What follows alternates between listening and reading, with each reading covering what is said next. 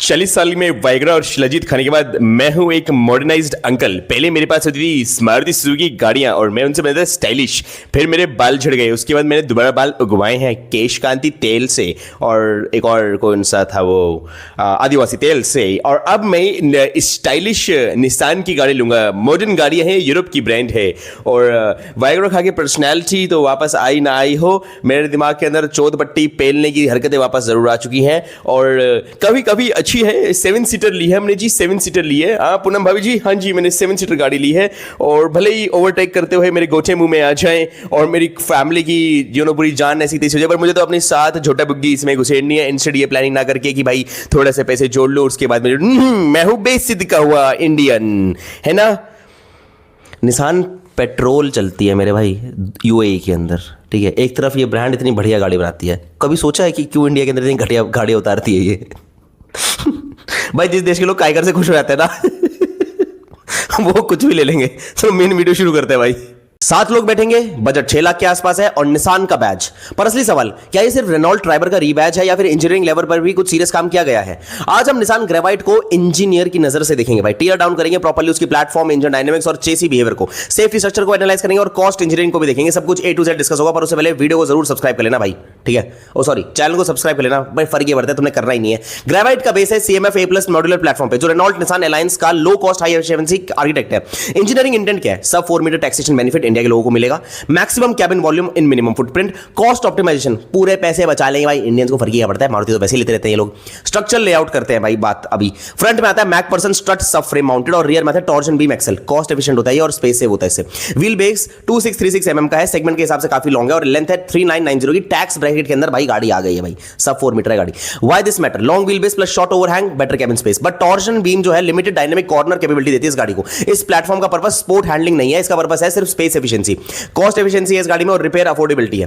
Power train की बात करते हैं भाई, 1 लीटर का 3 सिलेंडर एनालिसिस, मतलब बिल्कुल लस्सी इंजन भाई, ठीक है। इंजन स्पेक्स है भाई obviously 999 CC natural aspirated engine है, 3 सिलेंडर है, 72 PS की पावर है, 96 न्यूटन मीटर का टॉर्क है, 5 स्पीड मैनुअल ट्रांसमिशन है, 5 स्पीड AMT है भाई। और 3 सिलेंडर फिजिक्स एक्सप्लेन मैं आपको कर देता हूं भाई। 3 सिलेंडर इंजन के अंदर इनहेरेंटली भाई अनबैलेंस सेकेंडरी फोर्सेस बहुत ज्यादा बनती है, मारुति ऐसी तैसी।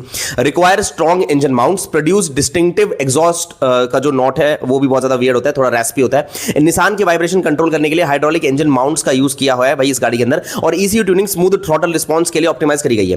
परफॉर्मेंस एक्सपेक्टेशन क्या है भाई? City driving smooth and light रहेगी गाड़ी की। हाईवे पे फुल लोड के साथ अंडर पावर फील करेगी गाड़ी।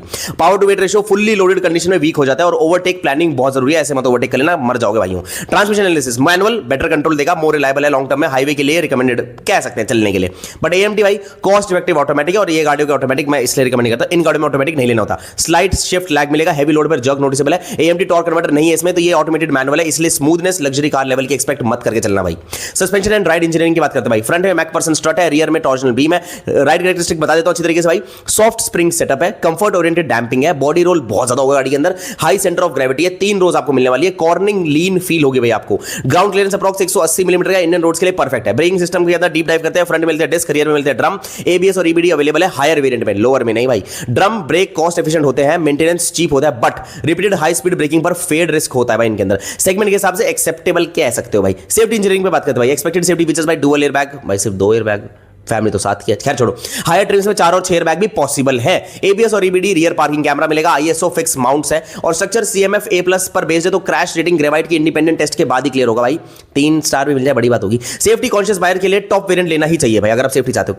कैबिन पैकेजिंग की बात करते हैं भाई। ग्रेवाइट का बिगेस्ट स्ट्रेंथ है भाई ये, रिमूवेबल थर्ड रो है, मल्टीपल सीटिंग कॉन्फ़िगरेशन 2, 4, 5, 6, 7 जितनी सीटें लगानी है लगा लेना मेरे भाई अपनी तरफ से देख के। स्मार्ट स्पेशलाइजेशन है, थिन सीट बैक्स है, कॉम्पैक्ट डैशबोर्ड है, शॉर्ट बोनेट है मैक्सिमम कैबिन लेंथ के लिए और बूट स्पेस 7 सीट्स के साथ लिमिटेड है होगा। 5 सीट के मोड में यूजेबल बूट स्पेस आपको मिलेगा, पर 7 सीट में नहीं मिलेगा। कॉस्ट इंजीनियरिंग की बात करते हैं। Why price is so aggressive? Shared components है रेनॉल्ट के साथ, हाई लोकलाइजेशन है कंपोनेंट्स की, सिंपल एनए इंजन है, टॉर्जनल बीम रियर में यूज रखी है, ड्रम ब्रेक्स दे रखे हैं। ये कार ओवर इंजीनियर नहीं है, ये कार स्मार्ट इंजीनियरिंग, पैसा बचाना, पैसा मारुति से इंस्पायर्ड। फ्यूल एफिशिएंसी एक्सपेक्टेशन है भाई 14-17 होगी सिटी में, हाईवे होगी 17 से 20, लाइट लोड के साथ। CNG वेरिएंट आने वाला है, तो फ्लीट मार्केट के लिए स्ट्रॉन्ग ऑप्शन बनने वाली है। NVH की बात करते हैं भाई, 3 सिलेंडर, तो भाई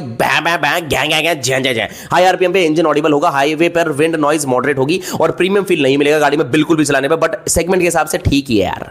रियल ओनरशिप की पर्सपेक्टिव बात करते हैं भाई, बजट अगर है भाई, फैमिली बढ़िया ले लो भाई, 7 सीटर ओकेजनल 7 सीटर का यूज है ले लो भाई।